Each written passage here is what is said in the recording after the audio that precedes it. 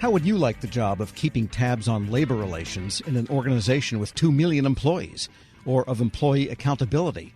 My next guest isn't personally responsible for these things, but he's the main advisor at the Office of Personnel Management on them, and now he's the recipient of a Presidential Rank Award. Tim Curry joins me now. Tim, good to have you with us. Hi, Tom. Thanks for having me.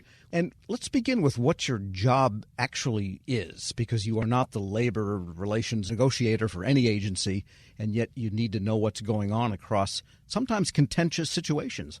Yeah, it's always a challenge to explain what my job is to folks. So I am the senior career advisor to the director of OPM on labor management relations policy for the executive branch, and then employee accountability policy. And what I mean by that is like how we discipline employees or how we address poor performance. And you're right, I am not the manager for that. I'm not responsible for taking those actions out across this big government, this big enterprise of ours. But what I do is I help the director implement the administration's policies regarding labor relations and employee accountability.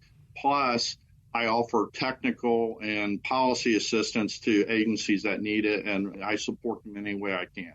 And it must be something of a challenge to go from administration to administration, because it seems like the pendulum swings further and further each time over the past 8, 10, 12, 20 years. And on the one hand, one administration wants to end official time for all of the, labor work and get rid of the offices. Next thing you know, official time is back. The offices are back. So that sounds challenging. It can be challenging, but it keeps it interesting, too. I would just kind of highlight the point that you made by, I am a career federal employee. And, of course, as career federal employees, it's our responsibility to support and help implement the policies of the administration that's in charge. So, yes, the policies will vary from administration to administration, but I think having that experience, it helps make me a better advisor to whoever that administration is. I can kind of not only give them my technical assistance, but I can offer a historical perspective and maybe point out what could happen, what might happen, depending on which approach that they might want to take. Yeah, so for example, you could say, and I'm making this up and not implying that you would have said this, but well, if you let them have their office space, your negotiations will go faster, and then you'll get closer and you'll get past the negotiation, get to the labor agreement, and so maybe give them the office. That type of thing you might be able to say.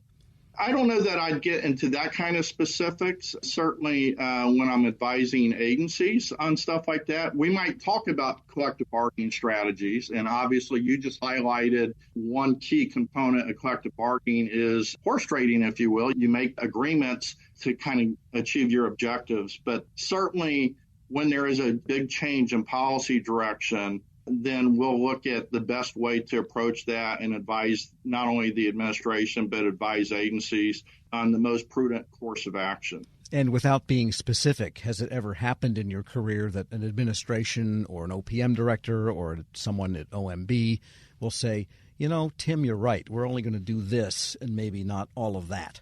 Yeah, absolutely. I'm here as an advisor. I don't make the policy. So, I've spent my career not only at OPM, but at the Department of Defense, and I did a stint over at the Patent and Trademark Office. But certainly the labor relations folks know that we advise management, and then management makes the decision. And they might accept part of our recommendations or all of our recommendations, but that just goes with the job. So you would then maybe characterize yourself as an honest broker. Yes, I would exactly describe myself that way. We're speaking with Tim Curry. He's Deputy Associate Director for Accountability and Workforce Relations at the Office of Personnel Management and the recipient of a Presidential Rank Award. And let's get to that.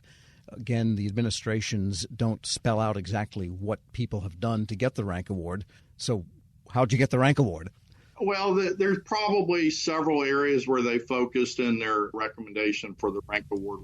It really kind of begins primarily when COVID hit. And basically, we are looking at a government-wide issue that we needed to act quickly to protect the health and safety of the workforce. So it started with the decisions to send employees to work from home. And we needed to do that quickly. But we also recognized that there are over 1,800 bargaining units across the executive branch.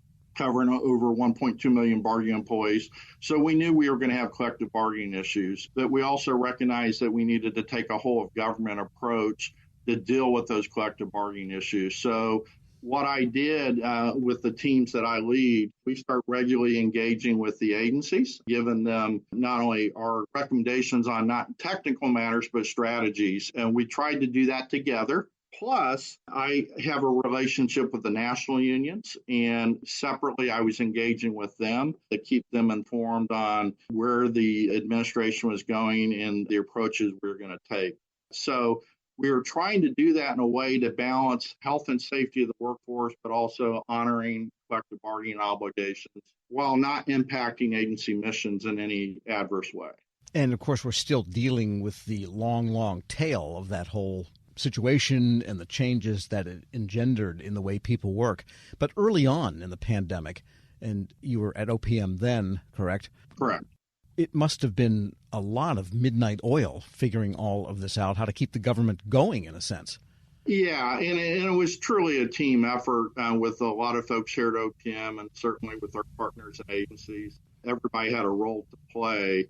You know, I approached it from the federal workforce perspective in advising the administration, advising the OPM director, advising OMB, that we needed to do it in a meaningful way that, again, in honor of our workforce to keep them healthy and safe, but honoring statutory collective bargaining rights, but also making sure that agencies were still able to accomplish their mission. So there was a lot of time and effort that was spent by a lot of people, including me and my team. And moving to the accountability side of it, employee accountability, which we mentioned early on, aside from labor relations, there's a lot of mythology surrounding federal employee accountability. You know, the myths, you can never fire one, or it takes 10 years to fire someone, or they just get moved somewhere. That can happen. What's your view of where accountability is in reality? I think that the process that's in place is a straightforward process, that we need to make sure that our supervisors are well trained to understand what they can and cannot do. We need to make sure that we support them when they need to address a situation on their staffs or in their workplaces, that whether it's a conduct issue or a poor performance issue. So it's really supporting managers, making sure that the appropriate level of training is involved and so forth. It's not impossible to hold a federal employee accountable. I do believe that the vast majority of federal employees are good employees. They come in and they do their job and they do it well. All right. And what's next for you? You've been in the government a long time. You are senior executive. What would you like to accomplish before you call it a day and cash in on the TSP? That's a great question. Still have a lot of things I'm doing here at OPM right now. We're working on a number of things. Obviously, with each administration, we have different policies that we're pursuing. One of the things that was noted, like in the nomination, was my work on helping reset labor management relations. That dealt with Executive Order 14003, which rescinded policies from the last administration, and plus the work on worker empowerment. And we're still doing that. We've made a lot of progress. I think we're heading in a positive direction, but certainly there's always more work to do in a government this big. Tim Curry is Deputy Associate Director for Accountability and Workforce Relations at the Office of Personnel Management and the recipient of a Presidential Rank Award this year. Thanks so much for joining me. Great. Thanks, Tom. And we'll post this interview at federalnewsnetwork.com/Federal Drive. Subscribe to the Federal Drive wherever you get your podcasts.